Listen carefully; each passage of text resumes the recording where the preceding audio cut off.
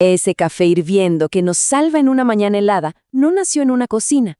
Si escarbamos un poco en los archivos históricos, el verdadero origen nos lleva a un mundo letal, al extremo universo de la investigación criogénica del siglo XIX.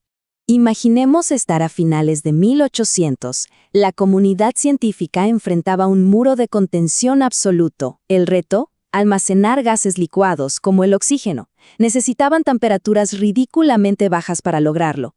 Pero, en cualquier envase de la época, el líquido absorbía el calor del ambiente casi de inmediato. Hervía, se evaporaba en milisegundos. Literalmente, era como intentar sostener un cubo de hielo sobre la superficie del sol. Bueno, entremos de lleno en el problema principal, la transferencia de calor. La energía inevitablemente viaja a través de la materia. Pero, ¿qué pasa si quitamos la materia de la ecuación? Al crear un vacío, un espacio de la más absoluta nada, se corta de tajo la conducción térmica. Es una genialidad pura. Sin materia, el calor simplemente no tiene un puente para cruzar. Y así llegamos al año 1881, el primer gran destello de luz. El científico alemán Adolf Ferdinand Weinhold necesitaba mostrarle esta locura térmica a sus alumnos. Así que, usando su talento como soplador de vidrio, diseñó un matraz de doble pared. Extrajo todo el aire entre esas dos capas de cristal. Y sin saberlo del todo, acababa de crear el primer vacío funcional de la historia. Claro, ese fue apenas el calentamiento. La verdadera revolución estalló una década más tarde, 1892. El científico escocés Sir James Dewar lleva esta idea a un nivel completamente distinto. Toma una cámara, la encierra dentro de otra y sella el vacío con una precisión quirúrgica. Había nacido el matraz de vacío definitivo, un absoluto monstruo para la investigación científica. Y Dewar no se detuvo ahí. Le añadió un toque maestro, una capa interior de plata reflectante. Esto funcionaba como un espejo que rebotaba el calor radiante, blindando por completo ese gélido interior. Era una obra de arte de la física. Pero, y aquí es donde la historia toma un desvío trágico. Por increíble que parezca, Dewar se negó en rotundo a patentar esta genialidad. Una decisión que le costaría carísimo. Resulta que, después de una guerra legal brutal y agotadora con el mismísimo Alfred Nobel, Dewar estaba harto de abogados y tribunales. Dejó su obra maestra totalmente desprotegida. Nunca, jamás, recibió un solo centavo por haber creado la herramienta que estaba a punto de poner de cabeza la industria mundial. Por supuesto, alguien más vio la mina de oro: Reinhold Berger y Albert Aschenbrenner, dos astutos sopladores de vidrio alemanes que, de hecho, fabricaban los matraces para el laboratorio de Dewar. Ellos notaron un detalle clave. Si esta botella aislaba el frío extremo, obvio, también iba a aislar el calor. En ese instante, vieron el monumental negocio cotidiano que tenían enfrente. Para 1904 ya habían pisado el acelerador. Armaron un concurso público para nombrar este nuevo milagro moderno.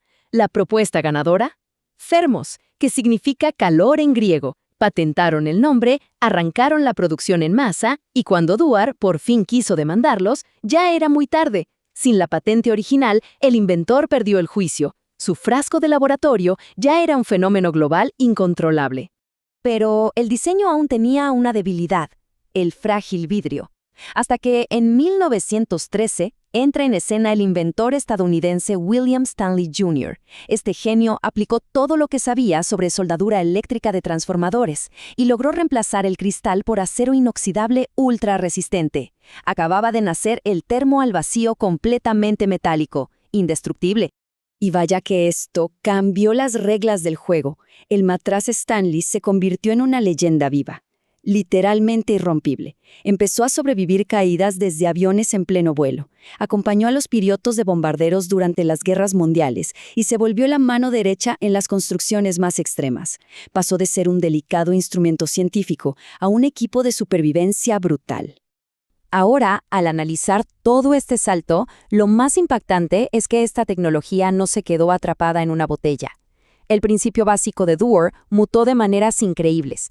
Hoy en día, esa misma ciencia de aislamiento al vacío y espejos térmicos que mantiene caliente nuestra bebida se usa a una escala gigantesca para aislar edificios y rascacielos enteros. Vemos exactamente la misma lógica en los materiales de construcción actuales. Múltiples capas de láminas de aluminio diseñadas específicamente para rebotar el calor radiante fuera de las estructuras. Hablamos de bloquear hasta el 97% de la transferencia térmica. Es literalmente desenrollar el concepto del matraz de Dewar y forrar nuestras paredes con él. Incluso esas capas interiores con cámaras de aire que vemos en los aislantes industriales hacen el mismo trabajo de frenar el flujo de calor. Imitan de manera brillante aquel primer vacío sellado en cristal. No requieren de materiales gruesos o pesados para funcionar. Confían ciegamente en la pura reflexión y en la ausencia de conductividad. Una genialidad física impecable. Y ojo, porque a pesar de todo este éxito comercial y arquitectónico, la tecnología jamás abandonó sus raíces. Hoy sigue siendo la columna vertebral de la medicina moderna. Los envases Dewar son imprescindibles para preservar muestras biológicas vitales, almacenar vacunas críticas o transportar nitrógeno líquido. Y todo esto sin depender de ningún motor o refrigeración activa. Pero volvamos a la ironía más grande de toda esta exploración. La marca Thermos, sí, la misma que le ganó la partida al pobre inventor, fue víctima de su propio éxito. Se volvieron tan absurdamente omnipresentes que para el año 1963 los tribunales declararon legalmente que la palabra era un término genérico. Se habían quedado sin la exclusividad comercial de su propia marca. Y así llegamos al final del recorrido. Una de las paradojas más profundas de nuestra era. Un simple espacio vacío. Una absoluta y literal nada emparedada entre dos capas, concebida para la investigación letal de la criogenia. Pero fue precisamente esa nada la que transformó la industria global y nos garantizó este nivel de confort. La próxima vez que destapen un termo humeante en pleno invierno, recuerden que ahí dentro hay mucho más que un café. Hay más de un siglo de drama legal, genialidad robada y ciencia pura. La historia más increíble siempre está ahí, escondida a simple vista.